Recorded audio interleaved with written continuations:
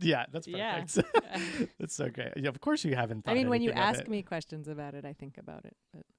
But outside of that, you don't. Okay, well then let's get straight into it. What is inner monologue to you? How would you describe it?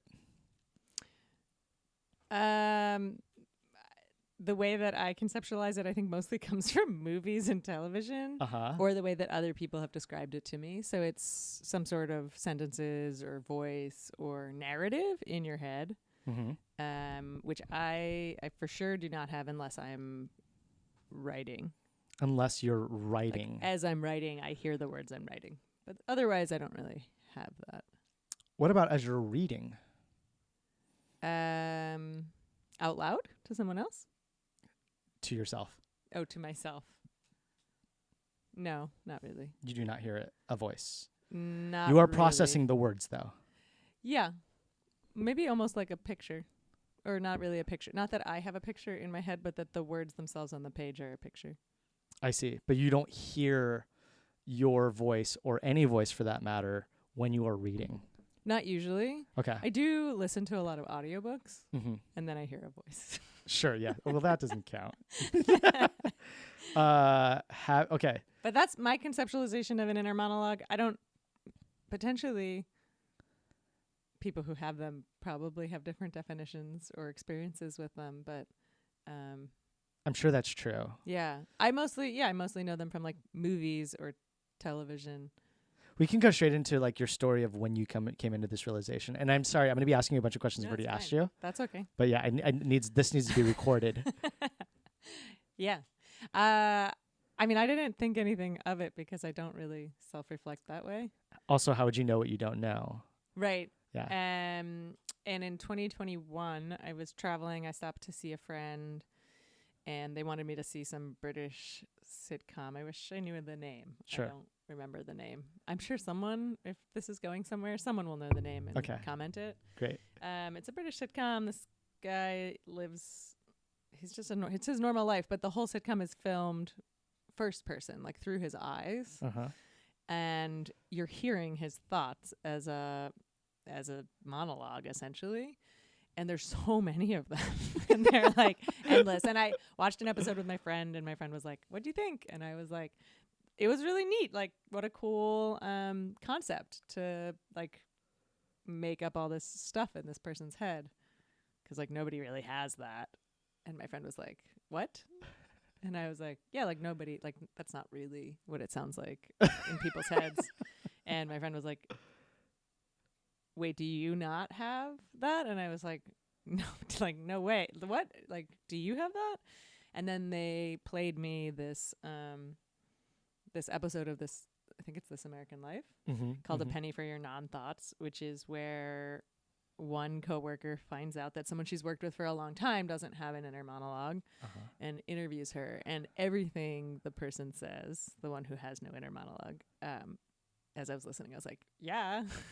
Yes. Wow. That's absolutely. what you connected with. Yeah, I was like 100% like, that's exactly right. And I hadn't had any words for it, or because I didn't think about it. Sure. So I guess the word is inner monologue, and the word for somebody who doesn't have it is no inner monologue.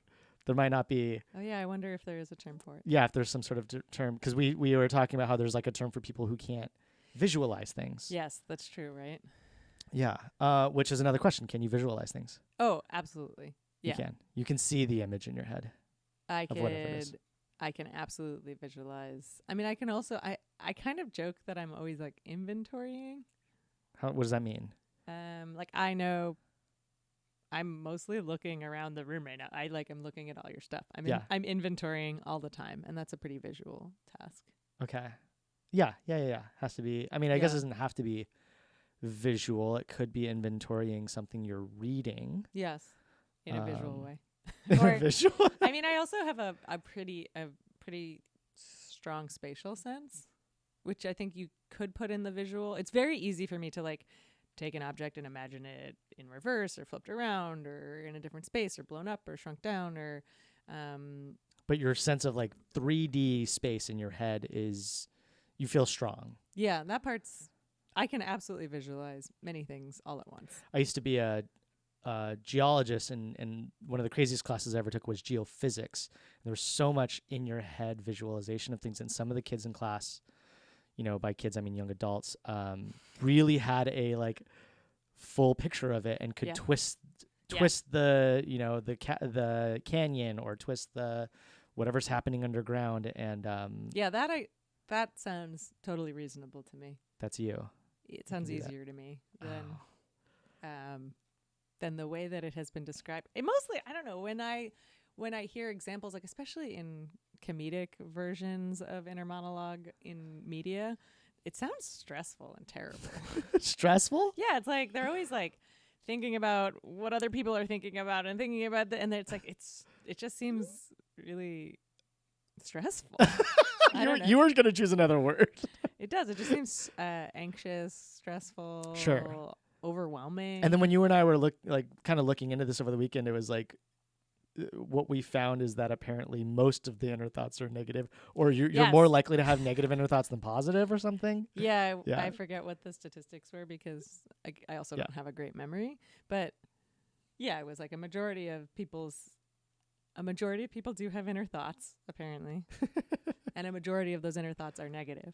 That's so fascinating. And I do have moments of having some thoughts. I would never call them narratives. And it's if I'm like really dysregulated, like if like something has gone terribly wrong and I'm like, I don't feel good in my body and I'm like not spiraling, but like feeling off, then I can have some thoughts, like some of those thoughts the way that they're described in that. I don't know. It sounds the way you guys have thoughts. No, like it's not really words though, so it's still not. It's still not. You're not like speaking full sentences in your head. You're not. No. Are you ever saying certain feelings like I'm sad or I'm happy or? If I'm talking to my friends. Gotcha. Yeah. Never to yourself. No. Have you ever heard voices in your head? Outside of like a psychological breakdown? No, so it's pretty interesting. What's interesting is I do a few different modalities of therapy, and one of them is internal family systems, which is a system where you actually talk to your inner part. It's the belief that you have like all these different parts, and I do that. And so I have had conversations with them, and then I'll hear like very concrete responses to my therapist or to me as I ask them questions. You hear concrete responses. It's not really words, is it? It's not it's like I just know that that's their answer. But yeah, but that's you're not the closest I would say I get to some sort of voice in my head. Is when in therapy somebody's telling you basically to create a narrative or to create. We'll ask a part a question and the part will answer. And sometimes those narratives are my own. Sometimes they're society's. Sometimes they're a parent or something else. But that's. Okay. That's probably the closest I get to words in my head. Sure. Does this at all lead into, well, you mentioned that sort of therapy, internal family systems. Yeah. And then you've mentioned to me before also like somatic. Yeah. So I see a somatic therapist who does relational work and internal family systems and EMDR, which is like a eye movement, rapid eye movement. Yeah. And you can do internal family systems on body feelings, and so often her and I will. So that's kind of the somatic. You can mix these modalities. And the reason for the somatic is because your description of feelings is not one in which you are talking about feelings. Yeah, they're not thoughts. And in fact, actually, thoughts. It's been pretty nice. I want to be clear. Feelings are not thoughts. No, they're in the body generally. Okay. I think. But I saw my therapist today, and I was, I feel really like calm and regulated today, despite what's happening everywhere in the world. Mm-hmm. And we were talking a bit, and we, I guess I said I was going to do this today, and she also doesn't have an inner monologue. What? Yeah. You found out? Yeah, her and I both agree. You agree that doesn't exist in our brains. You found that out today? Yeah. Because you asked? I think she volunteered. She volunteered that information. Yeah. And was that enlightening, or like, is this the first person you've met that doesn't? No, I don't really ask people. Because you don't think to ask. I guess not. Yeah. I forced asked you to ask a family member Yes, over the weekend. you did. And And she said, she said a lot. Well, I said, do you have, what did I ask her specifically? I said, my friend wants to know if you have any inner thoughts. Yeah. And she said something like, constant, incessantly. Which is a lot of us, yeah. So maybe she got them all. She got all of them, yeah. Yeah, she got all the thoughts. She got them in the womb. And she got all the thoughts, and I didn't get. I had You're thoughtless. to say. I mean, thoughts are not really. That's not really the right word, right? Because I have a lot of thoughts. I just don't have them the way that you're conceptualizing them, and I certainly don't. I don't have an inner monologue. Yeah, that's such a hard thing to grasp, because these are non-tangible things as far as you and I see them. You know, maybe a neurologist might say otherwise, but Yeah. You would describe yourself as somebody that has thoughts, though you kind of colloquially say, I don't have thoughts, even though you do. But you are... Well, I think the part about that rings true from the yeah. Look at that. I'm figuring it out. Having a little mic trouble. The part from the original interview that rings really true to me is that she asks her colleague, like, well, if you have a thought, how often, will it lead to another thought? And she says, no, usually it's just the one. It's the one. That's and true. And that's yeah, that's right. It's like I thought about it, and then, or I see something and I have a thought, and then just moves. And it leads to another thought. I'm jumping all over the place in questions, and it sucks because I wrote all of them in order. But okay, whatever. So let's it's just let's roll with it. One thought doesn't lead to another thought. Editing really challenging. No, I'm not gonna edit this. One thought does not lead to another thought, but you are a researcher, which is so much creative thinking and having a full grasp and full picture of so many variables. How does that not ring true for you in your work, in your career life? It's an interesting question. Thank you. Yeah, I'm not sure how I work.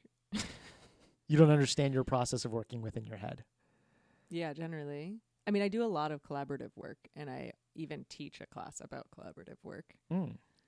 And I would say that because of the way my brain works, I inherently need to work with other people in order to conceptualize, move things around, understand anything almost.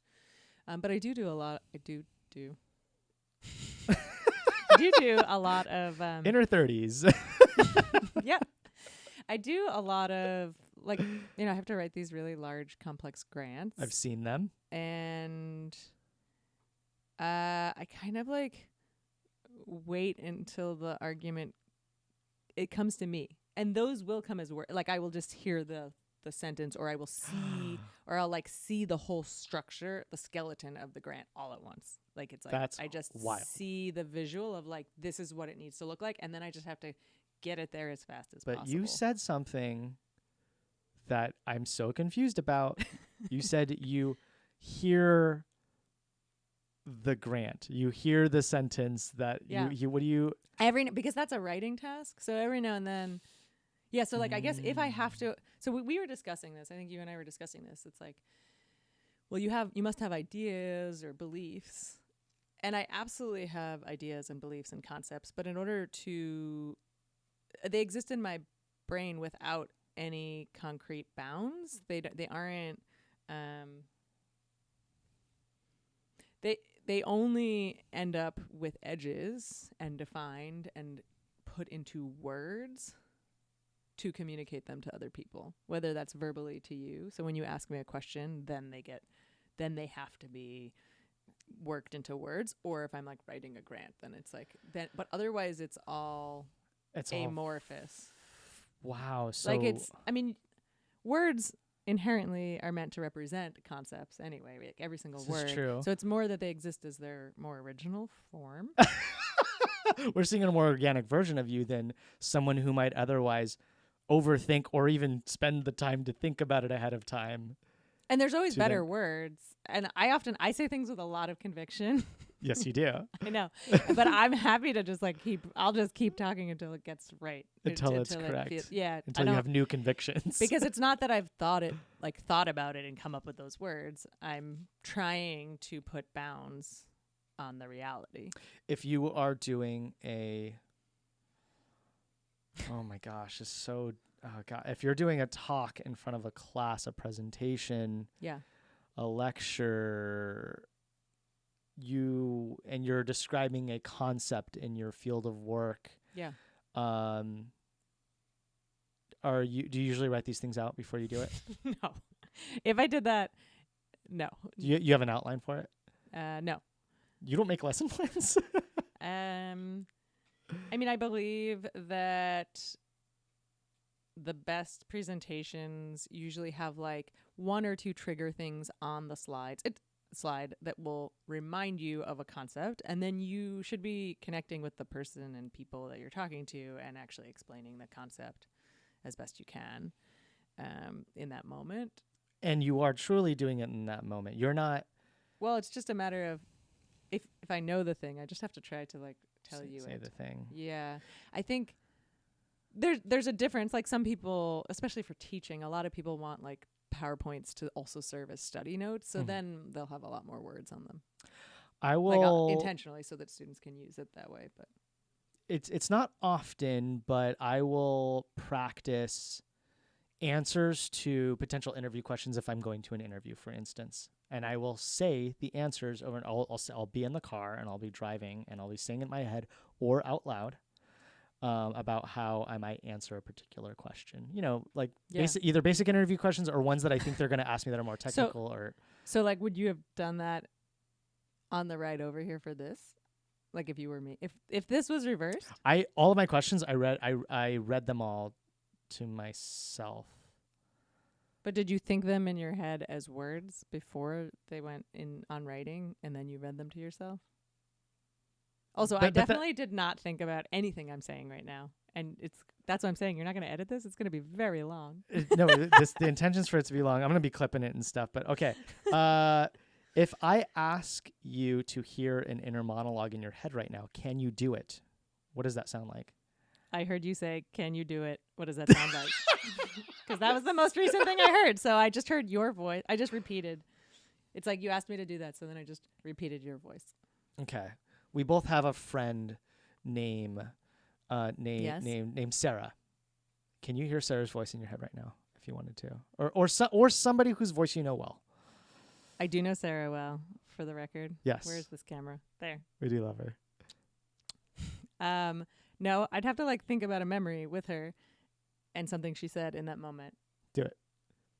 Can you do it? Yeah, it's a visual. It's a video. It's not like there's no voice on its own. You can see it, but you cannot hear it. I can hear it. I have memories. I can and they're more like videos. So okay. I can have clips, yeah, sure, videos of other people.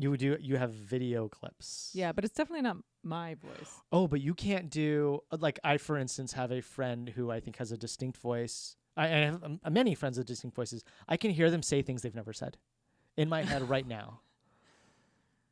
No. That's not happening.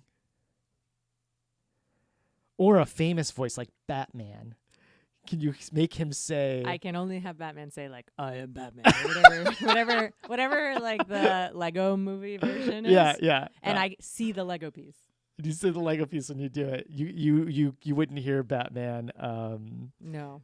Okay, introducing someone coming to the stage or no, but all of that is like more about my extrapolation to a different voice versus like my own like inner monologue when I'm walking around. You're just connecting it elsewhere. It's not you. Yeah. Okay.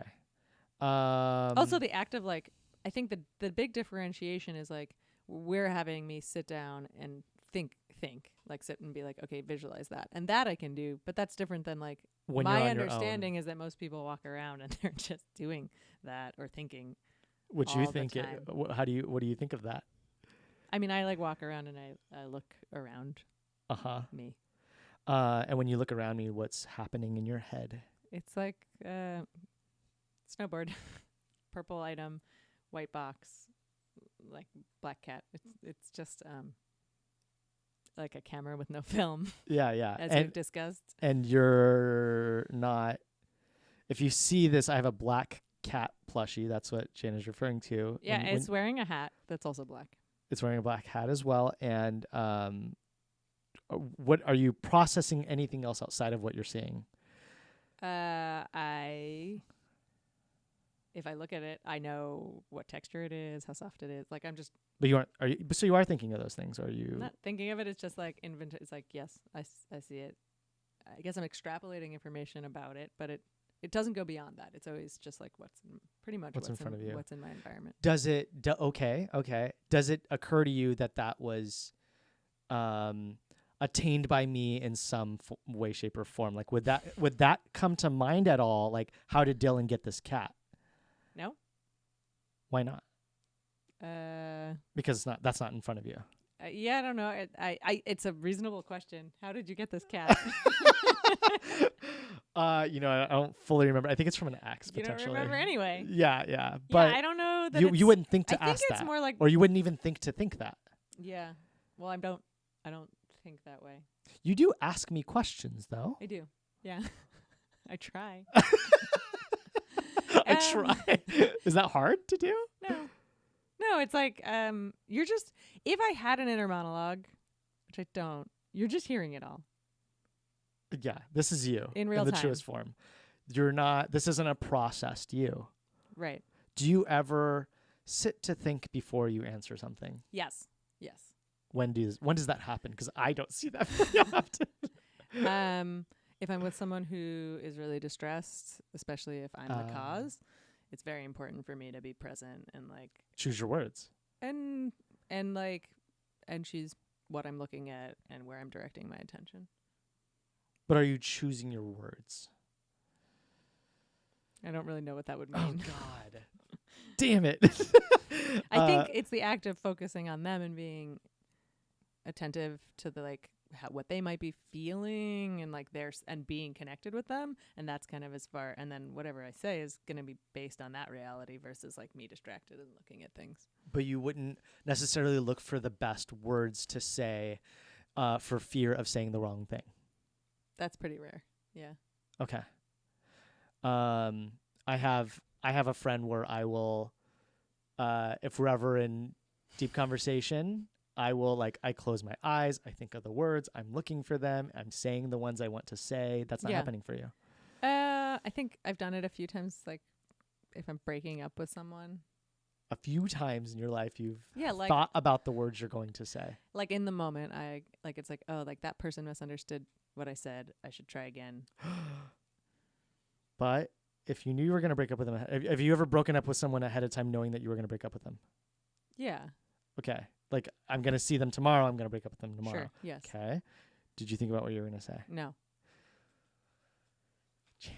I mean, I know you know how you feel. Think is not the right word, but like I know why in the body and like, and I know in my mind. Like, but you're not choosing the words. No. Ahead of time? I love that you're baffled. This is amazing. That's why I do improv. Like it's kind of like, so I told a story at a story slam, but I only was like, and people were like, "Oh, it was amazing. You should totally, do story slams." And it's like, if I practice, it's not like It's not what? I can't really do that. You can't practice. Not really the same way. What do you mean the same way? Why can't you practice? Like if there was a script, like if there's a script and I memorized a script, it wouldn't come out that way. But you said you do have memory. Yeah, I do have memory. Mostly. So you can recite something. Yes. Okay. So you okay. I think. I haven't done it in a long time. When I was like 7 or 8, I think I won a declamation contest. So I definitely in the past could recite things. Okay. Whether I can do that now, I don't know. Do you think you had an inner monologue back then? No. No, 0%. I think I, again, don't have that many memories of being young, but I don't remember things being much different than they are now. I also don't have a ton of young memories. Yeah, we're traumatized. Yeah. Well, I've Uh, had 5 concussions. that is, yeah. Okay, you have a bigger excuse than I do. It's like, and also I just think it's not how I if you're always processing pretty much what's around you, and I do think about the future, or like not in the way that you are maybe describing, but I am, yeah, I do think about the future. It's rare for me to be thinking about the past. Why is that? It's just like, I think my orientation in the world. Oh, that's interesting. You're Yeah. not okay. Then that leads me to: do you reflect? Is that just another way to say a lot of the things I've already said? I mean, I pay for therapy partly, I think, because it is a set time in which I turn my attention on some form of reflection. Outside of that, you are not reflecting by no fault of your own. I think if some, again, like I care a lot about my relationships to all sorts of people, and I love hearing feedback. You really and do. it's- I've and never seen anybody write so many cards. You send snail mail cards to everybody. They send it to you. It's Yeah. very sweet. You read me a bunch. And Did you get any mail? I don't check my mail because nobody writes me because okay, so I have something. Should you later. go check your mail? It would take too long to Okay, but fine. I will check it. Anyways, if someone was like, "Hey, you hurt me," like this upset me, or then I would absolutely reflect. Sometimes I'll see like a video. Would you reflect because you're distressed? Or you No, just 'cause I want to like think back and make sure that I understand, how something might have impacted them, and then move forward and try to be better. outside of that, you're not reflecting because you're not being prompted to. So sometimes Reflection comes with immediately prompt. after something, if I'm entirely alone and in transit. So like if we've just had practice, improv practice, and then I go by myself on BART, then sometimes I'll see like a little video clip of like something we did in practice. It's very rare. If it bothered me. So like trying to think of the best example. Something happened and I felt like we were kind of making fun of one of our teammates. Mm-hmm. And so then I like reached out and texted them and was like, "Hey, just thinking about you. Like, I don't know if that bothered you, but like if so, I'm sorry." Mm-hmm. And then it's gone. So that's a reflection. That is a reflection. Yeah. And then you're not fixated. You don't fixate on things. No, I mean, if it bothered me, clearly bothered me, probably in the moment, but I didn't notice. And then the feeling stayed with me, so then it came back. So then I did something about it, and then I moved on. So your fixation is the bodily feeling, but not a narrative conversation. If I've noticed that, like, suddenly I'm seeing a video per se, if I've noticed that I'm not present it's where not I even am, a fixation. It's a it's just like a flash of what I just saw. yeah. If that's the case, then I'm like, oh, then I pay attention to it, and I usually try to do something. So if you were to slip up and say something you think you shouldn't have said in any situation, in a conversation, for instance, Yeah, which happens, you're not perfect. for sure. It happens more probably to me since you guys are all walking around practicing saying things. Us losers over here. No, I just think it's like seems statistically more likely to happen to me. It doesn't. I'm not seeing it from you, but I know it happens because I know you're human still, even though you have this affliction. So, so when you do slip up, I'm assuming in the moment you then correct yourself or apologize or whatever it might be. Yeah, if I notice. Do you ever not in the moment say anything and think about, I'm going to say something later, or I'm going to think about that later? No. You But will always do it in the moment. Well, no, later, like I might not notice, and then later it hits me because like it was like, oh, whoops, and then. But you I'll weren't thinking about. Wait, what do you mean Yeah. later it hits you I'll just like see that video clip again. in your head? Yes. Okay, so you That's what I'm saying. I have thoughts. I just don't have an inner monologue.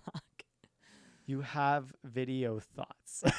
little snippets, and they're more rare. And they're usually, again, if I'm like not if But I'm the- distressed or I don't but feel the good. thing So about- the concept that other people have some narrative running all the time is so wild to me because I don't have any of that unless I'm not doing well. I don't feel like I'm doing particularly bad right now, but my thoughts just to give you some. Yeah. I know you know this, but to give you some, like, I'm thinking a little bit of like how my chair is positioned, Right how now? how my head is turned relative to my body, There's a mask over there with like a orange wig on it. and that's where you're. Well, I was like, I'm looking at I'm thinking about the time. I'm thinking about the words you're saying, the conversation. I'm thinking I'm about. looking at your face. Yeah. Generally. Can when you think of thinking, what do you think of? Oh. I mean, having had this conversation now with a number of people since I found this out roughly 4 years ago, and I think in general, even before that, I have a deep-seated belief that we are always inclined to believe that people's experience of the world is more similar to our own because that's how we are experiencing the world. So we just are going to extrapolate that onto other people. Mm-hmm. And it's one of our human life purposes to try to understand that that's absolutely not the case. I So love that. You think that's a purpose of life? I think it is one of the human purposes. The human purpose, One not of your them. purpose. No, like one of our main humans are built for connection, and I think connection necessitates that understanding. Empathy. Yeah, or at least the attempt at it. And so when I think of thinking, I just think like, well, everybody's so different. I also don't think about thinking generally. I mean, you're asking me to do it right now, so that's why I did it right now. So when I say when you think of thinking, what do you think of? You think of like nobody empathy, must be connection, that we're all having different experiences. Yeah, I mean, having not thought about this before, and you just asked me, that is my articulation of my best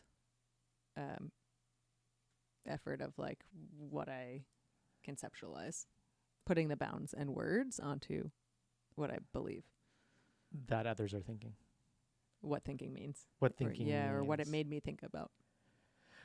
When I ask you, what do you think about blank, what might you say?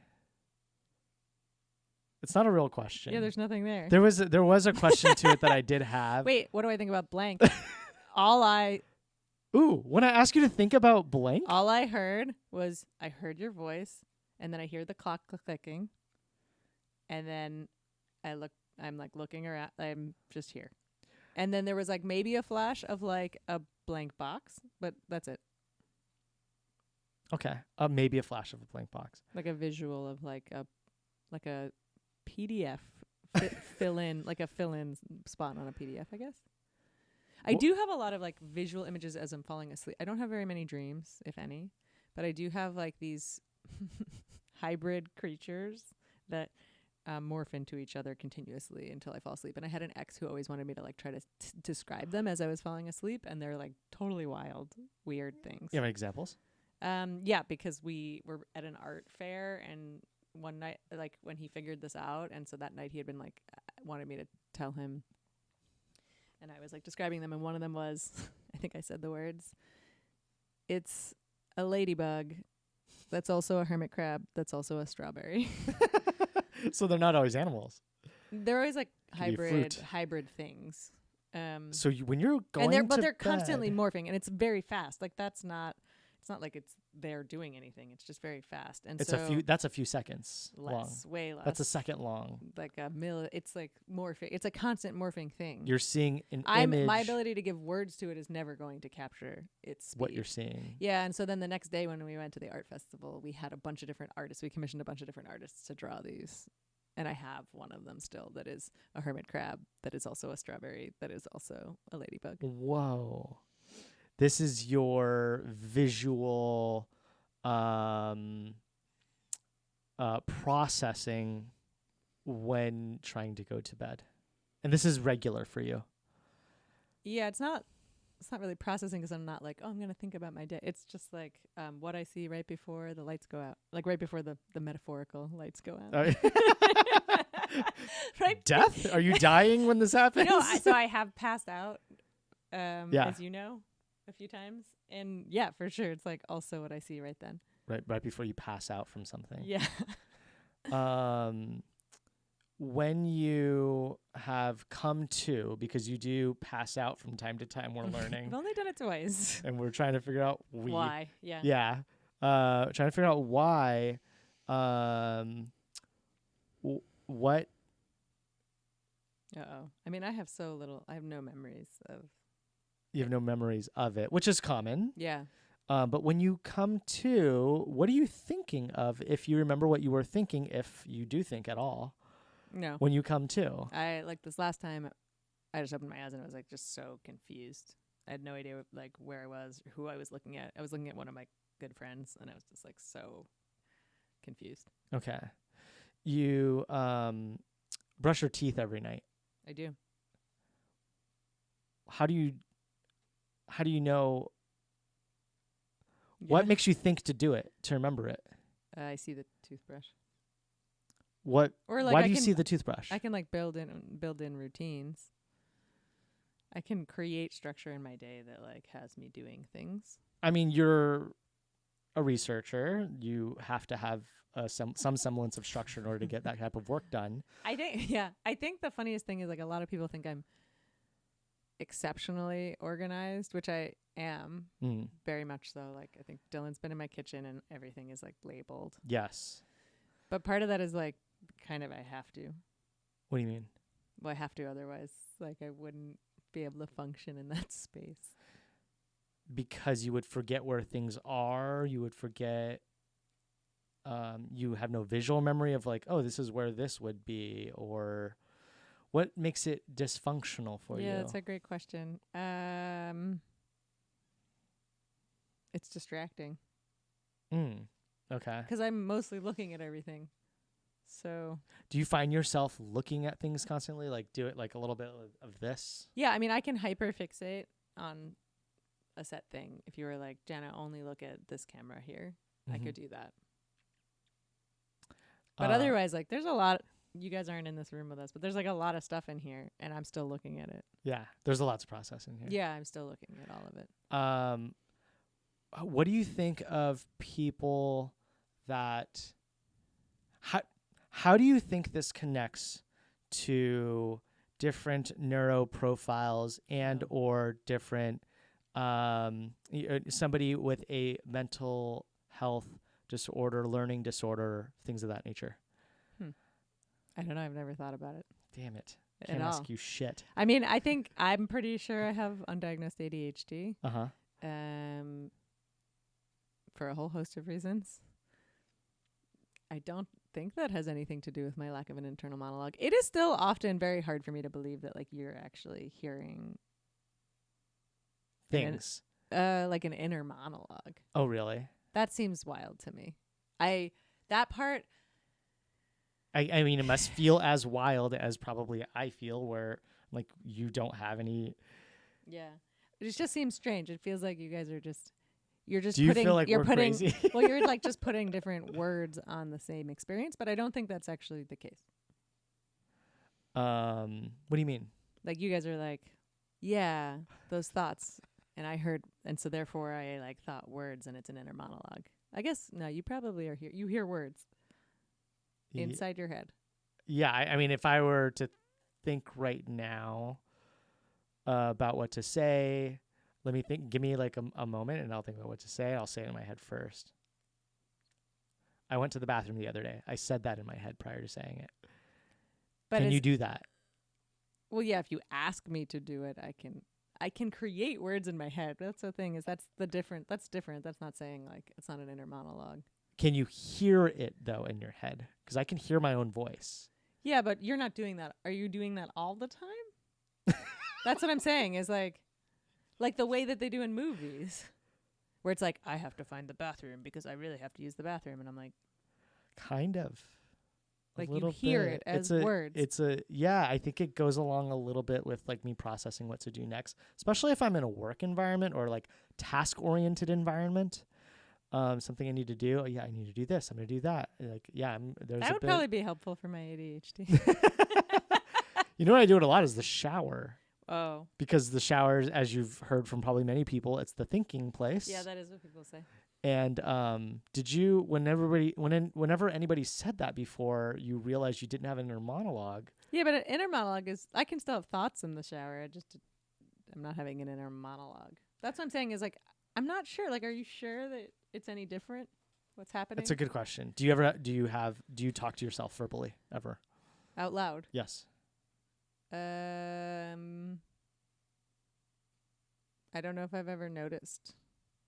Oh. I will do it. If there's someone else around, I will talk out loud to myself, not to them. I think I have heard you do that. So that maybe. I'm like keeping them, I guess it's informed of your thoughts. Yeah. Or that they're like, it's like, I know you're here. I'm not ignoring you. Yeah, okay. I see what you're saying. So you're being thoughtful. It's not intentional, but sure. No, it is intentional because you want to let them know. You're verbalizing to them, yes, I'm thinking about you. I'm just doing this task. I'm doing this thing. Like for instance, if we're hanging out and then you pull out your phone, I'm doing this thing. Oh, I'll usually say, what I'm doing. I do. Yeah. That's for sure. That's thoughtfulness. You Sure. certainly go out of your way to be kind. I try. But why when clearly you're immoral? Yeah. Okay. For those who can't see, because it's all of you, Dylan has a set of teeth next to. Those are mine. Yeah, I mean, I'm guessing they're yours. Are they your top teeth though, or the bottom teeth? I'll let you guess. They're your top teeth. Those are my top teeth. Yeah. Then you got to put them the other direction on the shelf. I have a chipped tooth. Can you see it? I mean, your real tooth or this tooth? My real tooth. They did a good job with the binding, It fell off. So the compounding or whatever. What is it called? I don't know. There's a word for that. It's like a resin sort of. Was it a fork? It was a fork, wasn't it? Yeah, and it's so embarrassing because it was with a fork. It was a fork. Do you know how from often eating a pizza? Yeah. Do you know how you shouldn't be eating pizza with I a fork? know. I'm aware. It's I feel like embarrassing. that's the most common way to do that. Putting metal in your mouth and then biting into the metal. I have the same thing. You have the same thing? Yeah. Front teeth? Yep. Wow. It's really common. That's why. Oh. I mean, I didn't do it as bad as you did it based on your mold. Oh, it's like it's a nightmare when it happened. It was such a nightmare. Yeah, it was really, and then your tongue won't leave it alone. Yeah. It's the front of your face. So when your tongue wasn't leaving it alone, did you have a thought about it? Like an inner monologue? Like constant for days and days until I could get to the dentist. No, it was just like my tongue was just on it, but I was just still where I am. Were you upset? I don't remember. Okay. I'm sorry. I was incredibly upset. How long ago was this? 2016. I'm going to make sure you have to edit this. Why? Start asking you lots of questions about your teeth. Can you hear music or lyrics in your head? People who spend a lot of time with me know that what I do is listen to the same song on repeat for a very long time until I'm done with that song, and then I listen to a different song on repeat until I'm done with that song. That doesn't answer the question. What song do you want me to try to think about? Like Twinkle Twinkle Little Star or Banana Phone? So you can you hear those in your head? Those songs. I can hear Twinkle Twinkle. Because it's more like a film, like you. No, it's just there's no visual. It's just audio. It's more like a recording, rather. Like you're replaying a recording in your head. Yes, it is not my voice. Maybe it is my voice. No. You're not sure whose voice it is.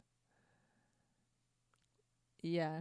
Can you hear your dad's voice in your head right now if I were to ask you to do that?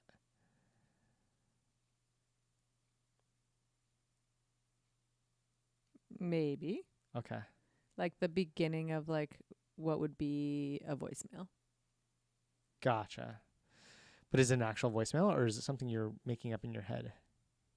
It's probably the beginning of an actual Oh, voicemail. okay, that makes sense because it's Um, I mean, I record a lot of audio clips in my phone, Quite a and I lot. take a lot of photos. Part of that is that's like my that's my memory. your memory is the recordings. Is relatively It's like external. 50 first dates with you all the time.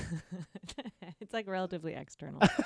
But I do remember. Like, But do you think that's a result excruciating- of no inner dialogue? But I also notice excruciating details about people that other people will never notice. And in like mannerisms and how people Do you tell them? sometimes, if you edit a text, I look at both texts always Oh, you mean if somebody went back in and said and edited it. because you want to see why it changed or what changed and why it changed, and I'm not sure why I do it. you're analyzing them. Uh, Okay, what's something you notice about me that? right now, Well, I don't know. when we got in, Dylan was not wearing a hat. This is true. I was not. My You hair put was on not a ready. hat for this recording, which is kind of an interesting choice because, like, you also have all these really bright lights Yeah. for better lighting, but now you're shading your face. Yeah, it's a little shaded. Do you I'm feel? okay with it. Is it because you don't know if you want a haircut? Oh no, I know I want a haircut. Okay, so Yeah, that's why yeah. you're wearing a hat. Yeah, we both talked about our haircuts. Your hair looks great. It's time to go see Jonah. Shout out Jonah. Do you ever come up with new ideas? For sure. All right, great. In real time.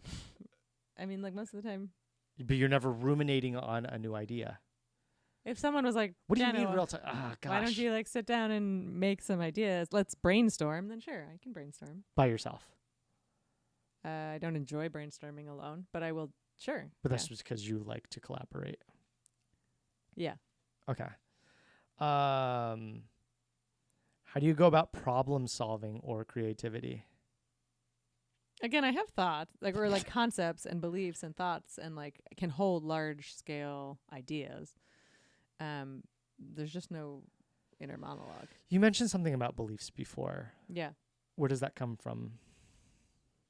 I mean, I have a value set, so that exists in there. That you have reflected on, Have I reflected on it? Yeah, I've been in therapy for a really long time. which and means it might change. Sure. But only when asked to process or purposefully having gone out of your way to process that value set, not ever on your own unprompted. So, like, whenever I'm being given new information, it's being entered in to like whatever system, and I'm considering it and thinking about how it fits with like it can shape how I move forward. So it's a continuously evolving thing. Mm-hmm. But if you were like, Jana, name your top 3 values in the world, I'd be like, fuck, like there must be choices. There are multiple choices. We'd have to like Also, sit there's down. right answers. Yeah, probably. I wouldn't even think about there being right answers. It's more just like, give me some examples. So like, people do that activity where you move pieces of paper around, you like identify your core values and stuff. I don't know if I've done it. Yeah, I haven't. but I know of it. Like things like that. I can focus my attention on whatever I want to. Yeah, but you can. It's just but not. you'll, I'm you'll, just not you'll doing never, it constantly. But yeah, and you'll never on a BART ride, for instance, the local transit system. You'll never sit and process the value system. You'll never sit and process a new creative idea or endeavor. You'll never. No, That's not what that's for. You're in transit. I'll either be like looking at the people around me Mm-hmm. or eating. I know you're not supposed to eat on BART. I'm sorry. And I wear a mask, so it's like kind of even. It's harder. You're just like eating under a mask. Or be listening to an audiobook, or I'll be listening to music, or I'll be reading an actual book. Okay. For a while, I was doing something where I just had a piece of paper and I would hold the pen and then let Bart draw a picture. What? Your hand's just dangling. Yeah, like you try to make your hand like limp almost so that it moves with the train, and you like put you hold the pen, and then you let Bart draw a picture. Do you have any of these photos or these drawings? Yeah, they're probably in Send one to me later. my journal.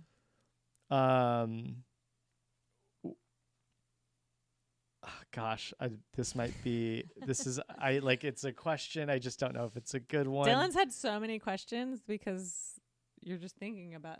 There's. You I mean, hear them all as. Do you hear them all as words? I guess is the question. Yeah. Okay. I will. I don't know if you do this. I will. If I'm on my way to something, I'll turn off the music in my car so I can process and think about the thing that I'm going to do. For instance, I didn't do it here, but because I was thinking about it earlier in the day. But if I hadn't thought about the questions I was going to ask you, like I didn't write this out earlier today, on my way to come pick you up, I would have turned my music off in my car, and I would have thought about all the questions I wanted to ask you. But they would have come through as an inner monologue? Yeah. Oh, okay. Would you have done this? No. I get stuck in my car a lot. You know when you turn off your car and you can't get out? It's an ADHD behavior. I get stuck a lot in my car. 'Cause like I turn off the car and the sound suddenly being silent and I just don't move. Why? And I can be there, I don't know, but I could be there for like 30 or 40 minutes. You're stuck. Sometimes. What do you mean by stuck? Your brain is stuck in the you're car. just not transitioning. Are you doing anything? Sometimes I'm on my phone, but You're never just staring at the window. Sometimes I'm looking, yeah. For 30, 40 minutes, you'll turn on. It's not usually 30. I mean, most of the time when I get stuck in the car, it's less time. So sometimes on my way home, I have to like absolutely decide like when we get home, we're going to immediately get out and we're going to do X, and then it won't happen. Okay. So you'll be thinking about the future, which you said you do. And then sometimes I'll be like, okay, we're going to open the door, and then I'll open the door and I still won't get out. But I don't think this is related to my lack of thoughts. I think this is just my ADHD. You know what it sounds like? People in your comments are going to tell you they also get stuck in their car. I've never heard this. Dude, lots of people get stuck in their cars. I guess from anxiety, I've heard this sort of thing. Oh, no. But this isn't an anxiousness. No, it's not like, oh, I don't know what's coming. It's more just like, that's just where you are. Okay. It's just like a short circuit. It's just like, but. Wow. Well, because there's it like really is a stuckness. Yeah, there's like a constant noise and then it's off. And then you're like, ah. And you like relax because you breathe because it's silent. And then sit in the noiselessness. Yeah. Do you ever think about what you're going to wear tomorrow? No. Let's say you have a gala to go to. Are you thinking about that? Sure. If I am like in a wedding as like a bridesmaid, I will pick my outfit. Okay. But never about what you're going to wear tomorrow on a normal day. I'm telling you right now, it is 10:05 p.m.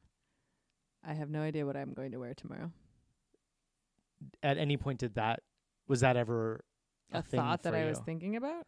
I don't even mean about tomorrow. I mean, at any point in your life, was that ever something you thought about? So as a kid, there was a period of time where I would lay out my clothing for the next day. I mean, that would be nice to do. I probably should do that, but I don't do that. Okay. You don't know how you're going to feel in the morning. How would you know what you're going to wear? Because I probably know how I'm going to feel. Every day? No, but okay. Likely. Do you take everything at face value? When someone says it to me? Yes. No, because I'm like mostly watching all of everybody's micro movements, and a lot of you are not good at lying. Wait, so you're trying to decipher truth from lies? No, it's not a conscious thing. It's just like I can tell if someone's uncomfortable. You're reading body language. I guess so, but it's not a conscious thing that's happening. It's just you're reading between the lines. Yeah, I don't know that. Again, like me taking things at face value is more about probably like me and how I exist in the world or not versus inner monologue. Yeah, I don't think it has to do with. You don't Why is most of your inner monologue about what other people are saying? About what they're saying? Saying, doing. Uh, Or is it mostly about yourself? oh, that's a really good question. Um, it's so much of both. In conversation, I'm like, okay, what am I going to say next? What are they going to say next? What are they saying right now? What's the subtext of what they're saying now? How might I say something in a way that would work in this conversation? What story would work well in this Do you conversation? do this How in can I improv? reflect? When we're on stage, do you do this on stage? It has to happen much faster. Huh. Yeah, it happens to some extent, not all of that, but yes, it happens much quicker.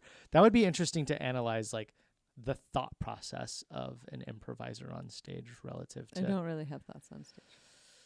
That doesn't surprise me at all, especially for you. Yeah. Don't think twice. Every now and then. Yeah, most of the time, no. You said you have opinions, but they're not necessarily strongly held. Do you think that has anything to do with inner monologue?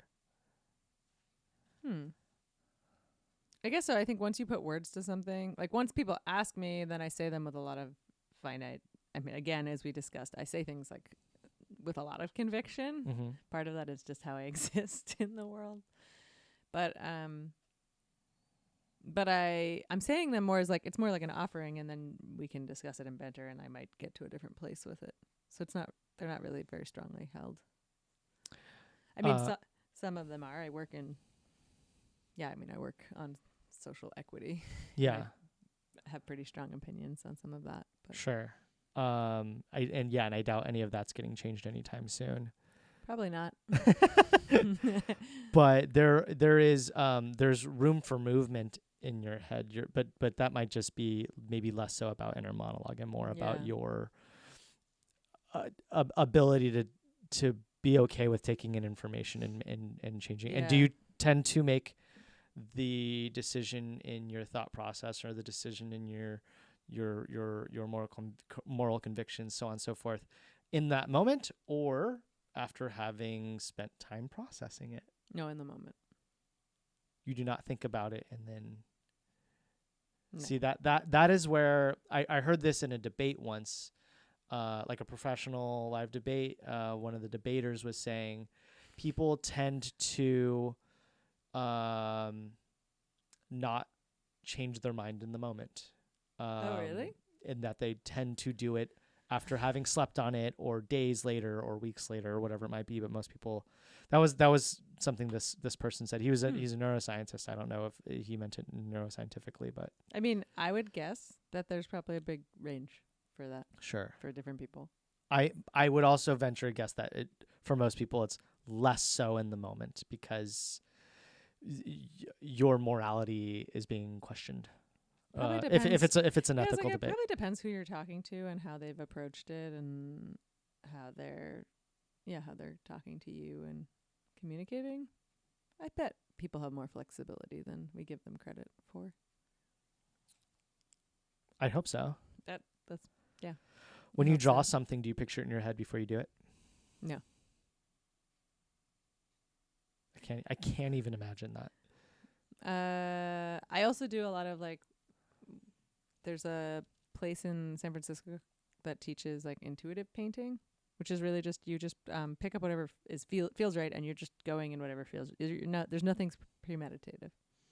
I can send you pictures. You're doing improv with painting.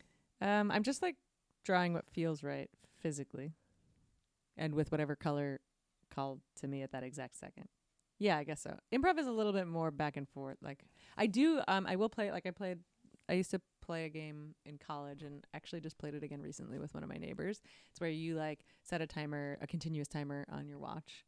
And so like I'll draw on a piece of paper for a minute, and she draws on a piece of paper for a minute. And again, I'm usually just like, I'm not drawing intentionally. I'm just like, whatever I'm doing. And then you pass it, and then the other person does a minute, and then you just I have done that. I'll do that with my students sometimes. Yeah. It's like that, but with myself.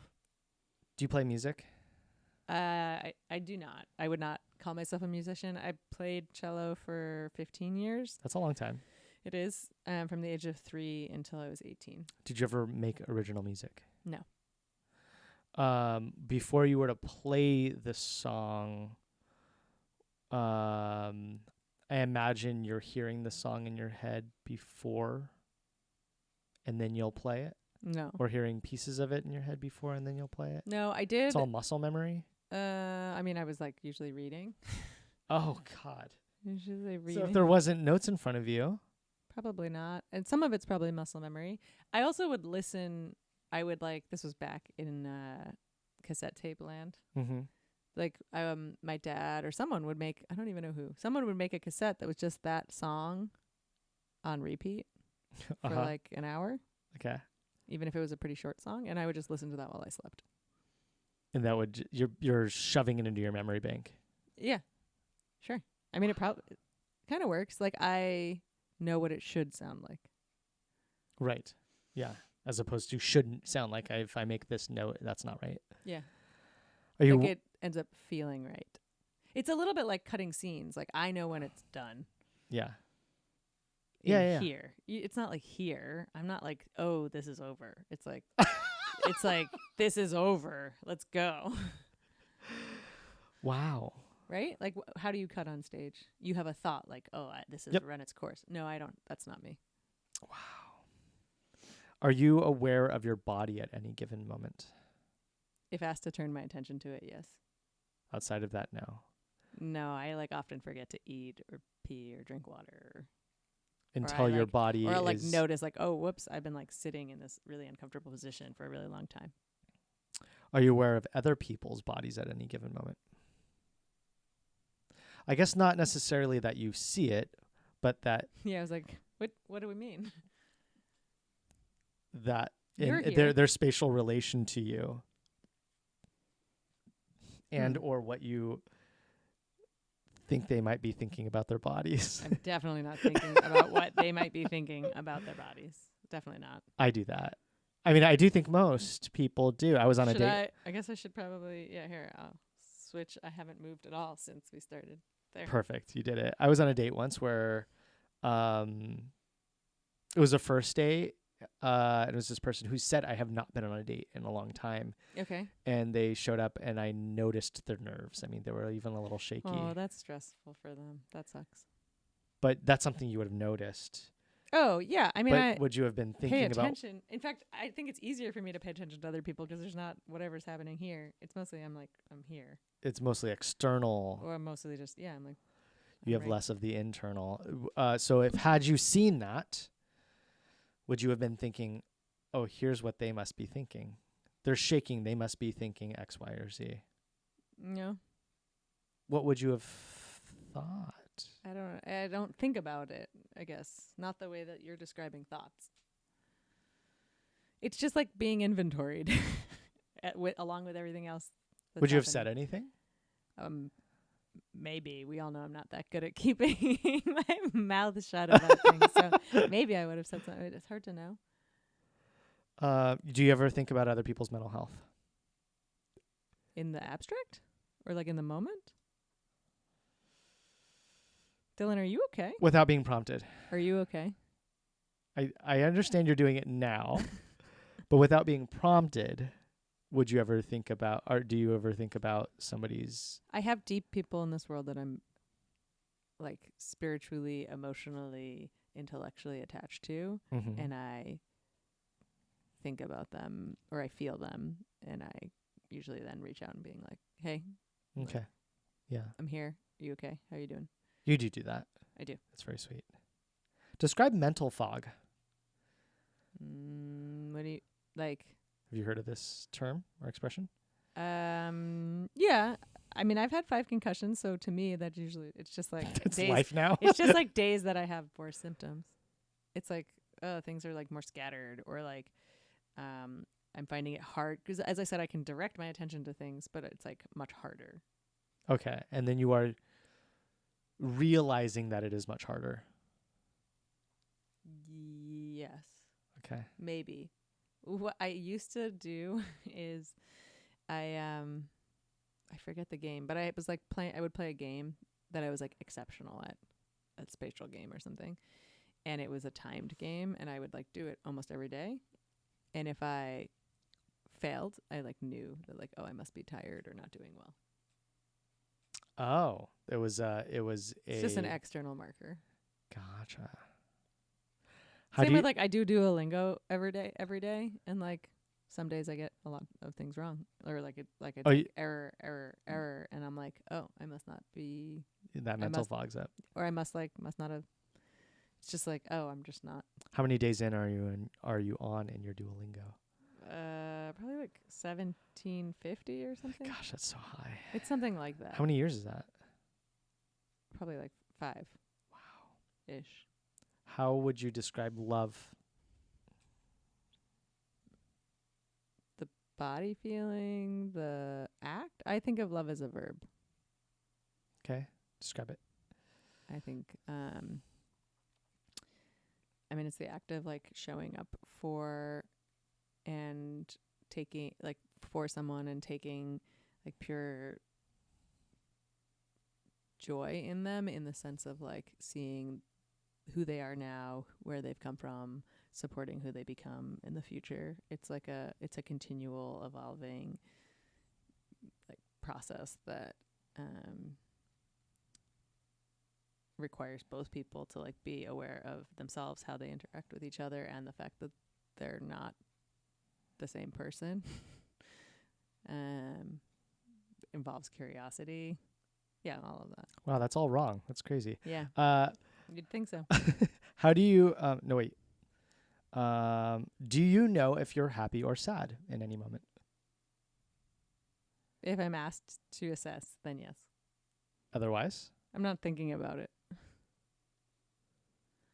So you could be experiencing it but not knowing that that's what's happening. You have to do a read of your body I guess I when know told. that's what's happening, but I would never articulate it.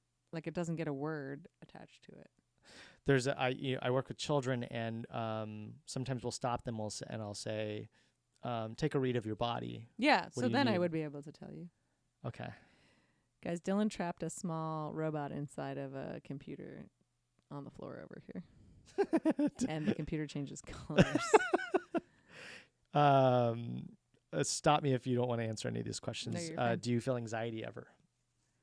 Sure. I get a lot of, when I have anxiety, it's usually large scale existential anxiety. It's very rare for me to feel moment to moment anxiety. Or smaller, like interpersonal. Pretty rare.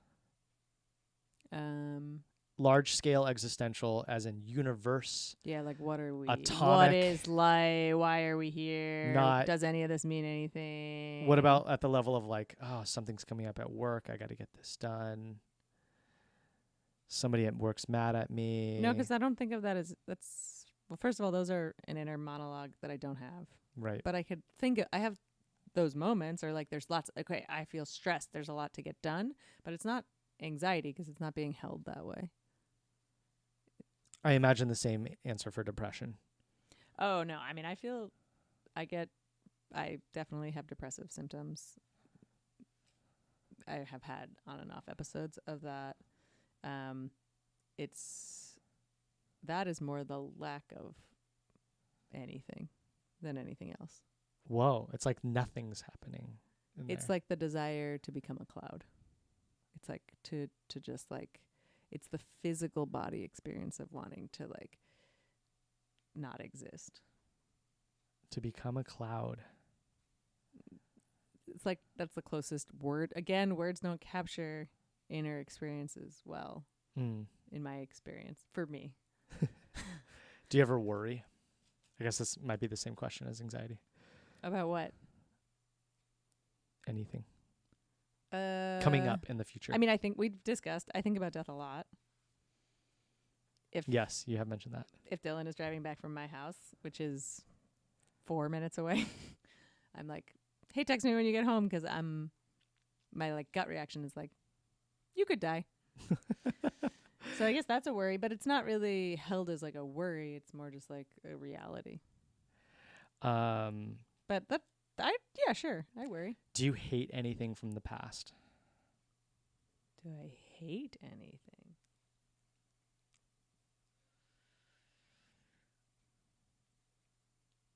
Like what? A conversation you had with somebody.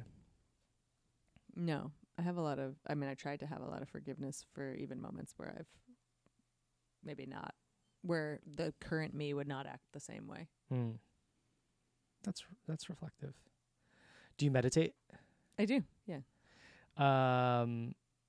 Describe. In fact, I did before. So Dylan said that he'd grab me at 8. He'd grab me at like, I don't know, 8:30. Yeah, something like that. So I meditated. Describe what it while I does for waited. you, or what you think it does. Forces me to pause the doing, reduces the input. I also go to float tanks, the sensory deprivation tanks. Mm-hmm. Mm-hmm. It's mostly just like reduces all the input. There's just input around us all the time. Mm. So it gives me a break. It gives you a. What do you think it does for others? I think a lot of people talk about it training their brain to focus on the present. I also, like, before this, the meditation I did, I was on a spike mat, one of those, like, do you know what I'm talking about? Yes. Yeah, so I was just, like, lying on the spike mat. Is it like hard plastic? It's like little spikes. Why? 'Cause then I'm just like, oh, there's spikes on my back. I don't know. It's to keep you present. But, like, where else would I go? It's not really. It's more like it's supposed to help me regulate, so. It's interesting because you tend to live in the present. Yeah. I'd say something that I'm taking away from this conversation is that you aren't thinking much about the past. That's true. You are thinking about the future, but still not as much. I mean, I do.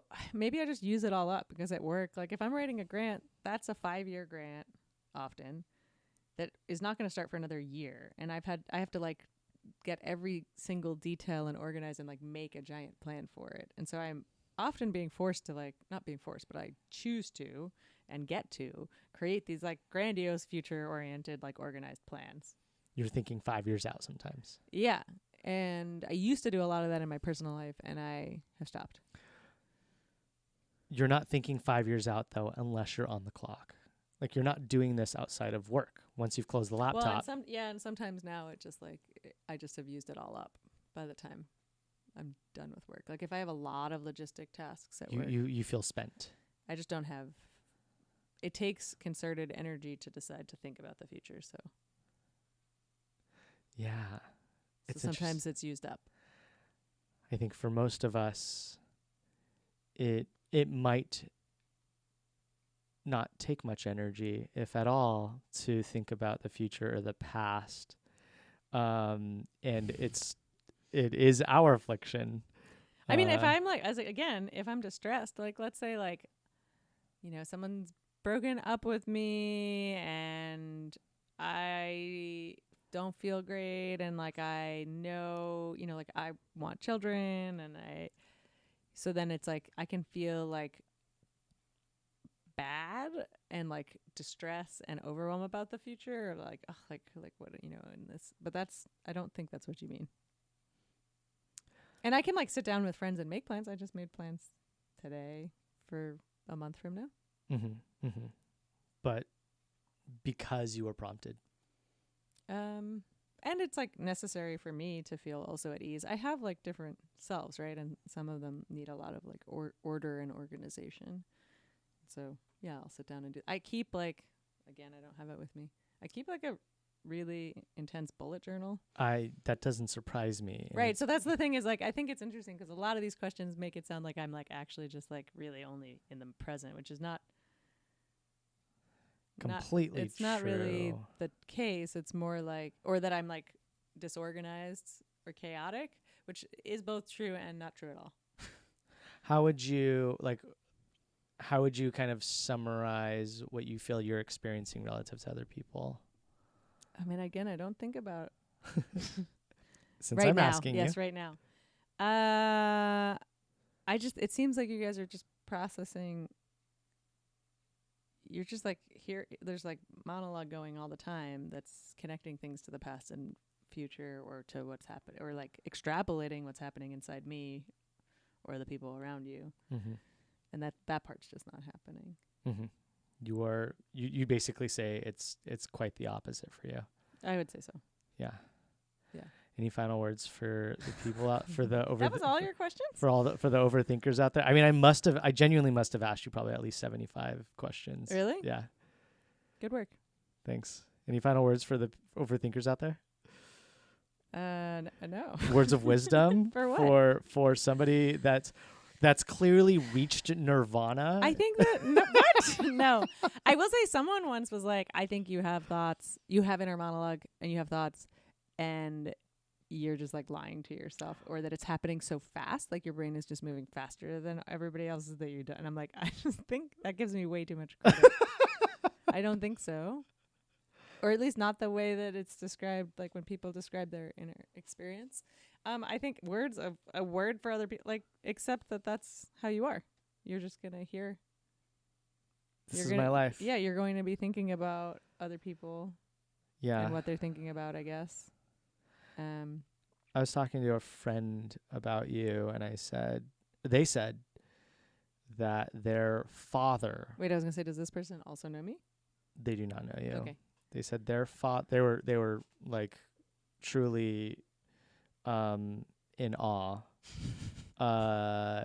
And we both were, and they said that their father spent a lifetime becoming a monk, essentially. Oh, cool. And they're like, I think my father was trying to reach what this person was born with, which is just being as present as possible. I guess. I think there's people who actually like train themselves and are really present. And do I you, think that's. do you not think you have a leg up to some? I mean, I think I probably have a slightly easier job than other people at that, but in that starting from a different baseline. But right. I mean, that's why like when I first started going to sensory deprivation tanks, which are those like dark, they're usually called float tanks because people don't like how it sounds to say a sensory deprivation tank. Yeah. But I was living in Vancouver and I stopped in because I will always try anything I've never tried, like at least once or twice, as long as I think it's relatively safe. And I stopped in and I went into the tank and it was like the most distressed. I just thrashed around crying and like distressed. I was so distressed. So not an emergency button? Get me out of here? You can get out. Being very, very clear here, you can get out. I didn't. I just stayed in there. It felt like hours. It felt like I was in there for 90 minutes. It felt like hours and hours and hours and hours. So I get out. That is not your place. Yeah, I get out and I'm like, but I just told you that I do still do it. Yeah. I get out and I get to the lobby and I guess the shift changed and it was the most attractive person I've ever seen had taken no, I joke. I see a lot of attractive people. There's no like most here, but a very attractive person had taken reins of the shop. That's not the right word. Doesn't really matter.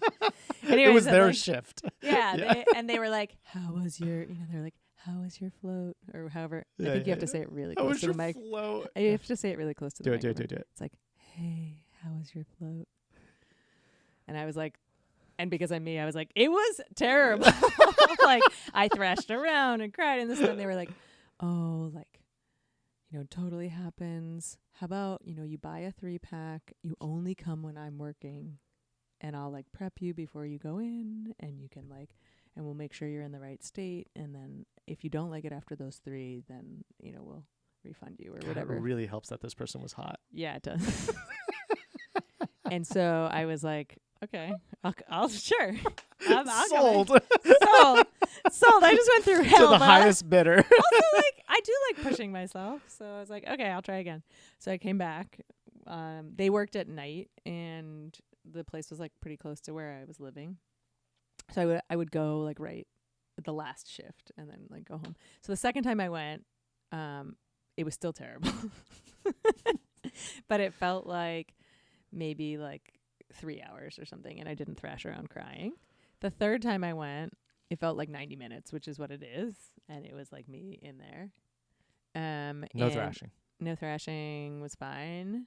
And then the fourth time, which was like in theory the last time, I went in and I just went into some state and came out and it felt like 15 minutes and it felt amazing. And I was like, cool. And I started going every week. So I do believe that like the brain can be trained for even uncomfortable.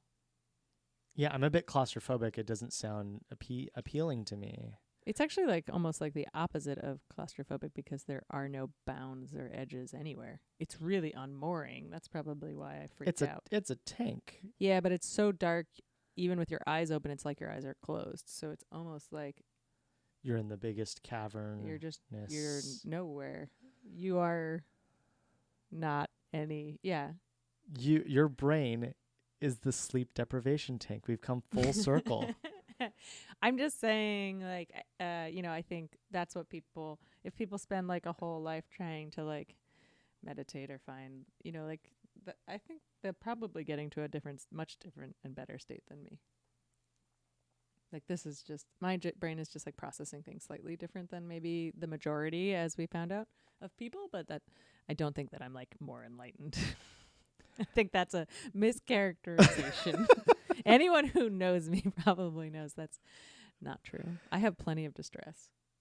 Normal human distress. All right. Well, you seem inhuman to me, but I still like you a lot. You should try the tanks. I'm going to try the tanks. Yeah. I might need you there to like calm me down, or if you can, hook me up with that hot. They live in tank. Vancouver. I don't know if they still work there. Okay. Yeah. Okay. Well, now you have enough training. You've been doing it for quite a while now, so you can just pass along the knowledge. I think you'd probably want. What was the prep? How did they prep I think you? you'd probably want someone, I don't remember. And I just remember being like, oh, this is great. A person who's lovely. I did finally, if people are worried, I asked them out on a date. Great. I did. And? I went on a date with them. Nice. To a blind restaurant, which is or these like blackout restaurants. They're restaurants. You went to a sleep deprivation restaurant? There are these restaurants where all the staff are blind, like legally blind. Legally. And the whole restaurant is pitch black, so there's no difference to the staff because they're all blind. And you just have a totally different experience. And I will never take a really attractive person on a date like that again because I didn't get to look at them the whole time. You'll take a really unattractive date there. No. It was a lovely date. Yeah, it was a lovely date. Wow. I can't believe you went to a sleep deprivation restaurant. It's not what it's. First of all, none of this is sleep deprivation. I keep saying sleep deprivation. You're so deprived of sleep. Yeah. It's sensory deprivation is what I meant to say. Yeah. Yeah. I don't think that they did anything particular. They were just there with me. It was just like, oh yeah, like I'm safe. There's someone else here. I mean, I think you and I talked about this too. It's like if I'm in a like a argument or disagreement or distress or like a relational thing that's hard, I'm like my most common thing I'm going to say is like, I'm right here. Yeah. Yeah. It's very grounding. I mean, it's also just the reality. All right. It's like right here. I don't have a choice. This is where we both are. Right Jana, now. you're right here. I am right here. Thanks for being right here. Thanks, Dylan. Appreciate it. Yeah. All right. Bye. Yeah, bye.